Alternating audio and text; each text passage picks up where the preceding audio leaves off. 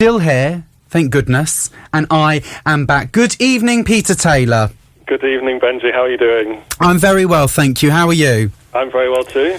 Good to hear your dulcet tones again. Well, yes, you know, keeping the lovely residents of South West Herts entertained on this rather gloomy Monday evening. Look, let's get right into it. Top of the agenda, Hertfordshire, where I commute in from, has the highest rate of COVID cases. 55 cases in the 7 days to September 3rd. That's a rate of 52.4. Highest rate outside of the Northwest and West Yorkshire in England. As the mayor of Watford, which is neighbouring, is it quite concerning? It is. Watford's case rate is lower, but I think the important message is, people still need to be vigilant. The last meeting I was at was looking at all the stats for Watford and the cases that are coming through, and what we're seeing is the vast majority of them, about 90% of people that are younger than me, so people in their 20s and 30s and younger. And although, many of those people will get it, and they'll get it mildly, I think the important message is, of course, you can take it home, you might see your grandma, your parents or whoever, and it might be a really serious issue for them. So it's really important that we all still follow the NHS advice about wearing masks, about socially distancing, washing our hands for 20 seconds and doing that regularly, because we are seeing the cases across Hertfordshire fluctuating, but generally going up.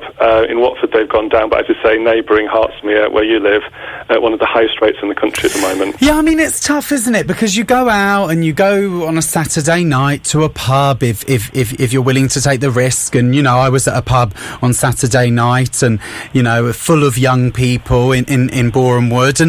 And you think, maybe it's over, or maybe it doesn't affect you. So it's quite hard as a council, isn't it, for people to get people to carry on taking it seriously when they might feel fatigued. Yeah, I think that's really true. I think we've had it now for such a long period of time that people do get used to it and kind of think we're over the worst of it. When you look at the stats, obviously we had really high rates in April. They fell back down again, but now over the last 4 weeks it's been creeping back up, and the last thing we want to see is a big second wave as we approach Christmas. So I think just take those precautions of wearing a mask, of washing your hands regularly, keeping your distance.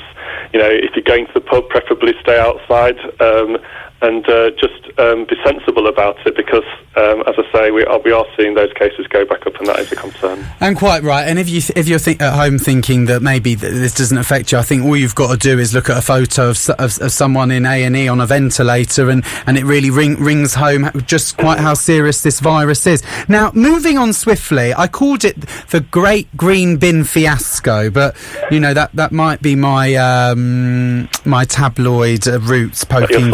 Yeah, they're my tabloid roots poking through there. But listen, we've had a couple of listeners get in touch who say they don't want to pay the fee for their green bin. Fair enough to have the green bin's the garden waste, isn't it? That's right. The garden waste, right? They've done their gardening this summer. They don't want it collected. They're quite happy to put it in the compost, but the council won't come by and collect it for them, and and make better use of it elsewhere. Peter, what are you doing about it? So we will be collecting those green bins. What we've seen elsewhere when they've introduced a garden waste charge is that, some people choose to pay it and some people choose not to, which is obviously everyone's right. But some people then change their minds, and so the danger of collecting in all the green bins and then quite a significant number say, well, actually, I do want the green bin back again. You end up taking them back round to residents. So residents can keep them for a few weeks, and then, of course, we'll collect them for those people who definitely don't want to have a garden waste collection service anymore. What we've seen is lots of people signing up for it. It's not a decision we made lightly. We've lost 70% of our government funding, about £4 million every year, less for the council, and so we've got to make some difficult choices. Lots of councils don't collect garden waste at all. We still want to collect it. We're subsidising it, but there's a payment for residents who want that service now. But we're introducing weekly food waste and weekly recycling for everybody as well. And listen, there must be 101 uses for a green bin if you're not putting garden waste in it. You could put a little rail in there. It could be another cupboard to hang up some nice dresses, put some ice in there, store the beers in there. It's free storage, isn't it? People love storage. I mean, if any cupboard or, attic in my house is always full of things that you just think you might use one day. I know, quite right. Or play a prank on someone. Get inside the green bin and scare them as they're coming towards your front door. Not advised if it doesn't look safe. Mind you, I don't quite know how you get out of a green bin. Anyway, maybe don't go for that one.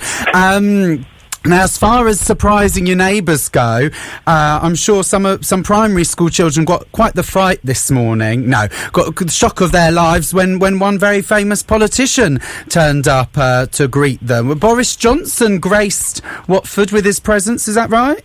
That's right. So he was at Beachfield Primary School today, and actually, I think it was Beachfield School, or it might have been there, but Lawrence Haynes. The last time I visited, one of the pupils actually said to me, "Oh, you're the Prime Minister," which made me a little bit concerned that I hadn't had my hair cut recently. It was that blonde dye job you had done over quarantine, Peter, over lockdown rather.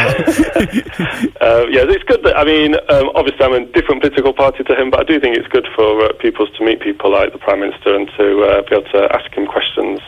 Well, let's start a wicked rumour on Vibe 107.6. Would you ever run for national government, Peter Taylor? Is it in your sights? No, I'm quite happy doing the job that I'm doing at the moment. So I think being the mayor of a town, the leader of the council, you can actually get on and do things. A lot of MPs talk a lot, but they can't actually deliver things on the ground. And so in all seriousness, I love being the mayor and getting on with making Watford a better place.